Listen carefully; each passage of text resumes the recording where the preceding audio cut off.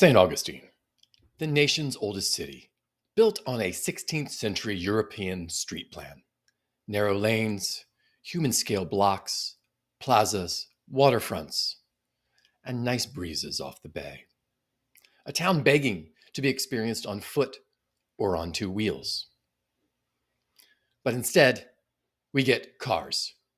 Cars on cars on cars. Because here, the metric that matters most isn't walkability, quality of experience, or being a model historic colonial city. No, it's occupancy rate and getting warm bodies in town. Cars, trucks, and trolleys reign supreme. Today we're talking about how a town that should be a pedestrian paradise has instead become one of the most dangerous places in Northeast Florida to ride a bike. St. Augustine's entire urban form is perfect for biking. Flat terrain, compact, good weather almost year-round, scenic. And now, thanks to e-bikes, almost anyone at any age can ride a comfortable 5 miles without breaking a sweat. This is a dream scenario. Instead of embracing it, St. Augustine treats biking like a weird hobby, or for those unable to afford a car. Bike lanes, when they exist, aren't designed for visitors or residents wanting to explore the town. What's needed? They're built for seemingly fictional commuters, often in the worst, most dangerous places possible. What we need are safe, attractive routes that encourage tourism and recreation. I'm planning to ride the Florida Coast to Coast Trail soon.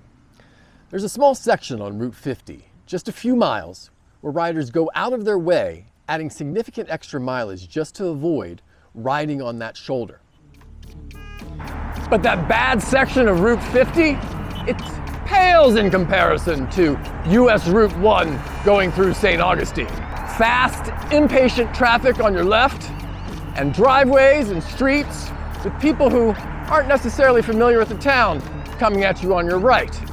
To a cyclist, this is a high-stakes gamble few are willing to take. So most people still use the sidewalk, though hundreds of hours of planning and millions of dollars were spent on this lane. It is one of the most dangerous riding environments. We put a bike lane in. Yeah, but it's a bike lane of fear and real danger. No thanks. And then you've got bike lanes that simply vanish. 1 second you're cruising along, you're getting used to it, and then next you're spit directly into traffic with almost no warning. It's a liability. One of the biggest missed opportunities, San Marco Avenue. The city redid the entire stretch, new pavement, new curbs, new everything. A once-in-a-generation chance to create a safe, dedicated north-south bike corridor. And they didn't do it. Why? To preserve a dozen parking spots. Same story at the Peanut, the city's slightly chaotic roundabout. Another perfect chance to integrate modern protected bike design. Instead, nothing. Bikes are an afterthought. Riders are simply expected to figure it out. But instead of making it easier for people to walk or bike, one of the main objectives is to funnel everyone into a shuttle or trolley. In a town where you don't need a shuttle or trolley. It's wasting the potential of one of America's most walkable, historic cities. St. Augustine could unlock a completely new era of transportation and tourism. E-bikes, cargo bikes, scooters, adaptive mobility. It fits in with the climate, the size of the town, and the scale fits better with history. But until the city is willing to think differently, until it shifts from more parking lots to more bicycling to cafes or peaceful waterfront strolls. Even today, this is a brand new parking lot. We're stuck with roads that are built for throughput, not for experience.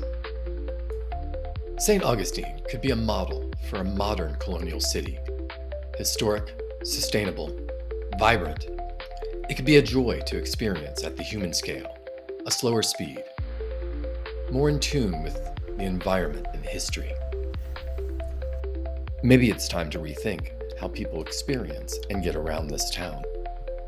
New ideas could also attract a new tourist. looking for a European experience right here in the USA. Riding to the beach, a nature trail, attraction, or cafe on a bike would be a memorable, high quality of life experience for all. Build safe, connected bike routes, and people use them. Families use them, locals use them, tourists use them, businesses benefit from them. But to get there, the city needs to stop focusing on cars and consider the experience they want locals and tourists to have. My suggestion would be a mix of bike lanes and paths just about anywhere but Route 1. Separate bikes and high-speed traffic. That's the experience people want.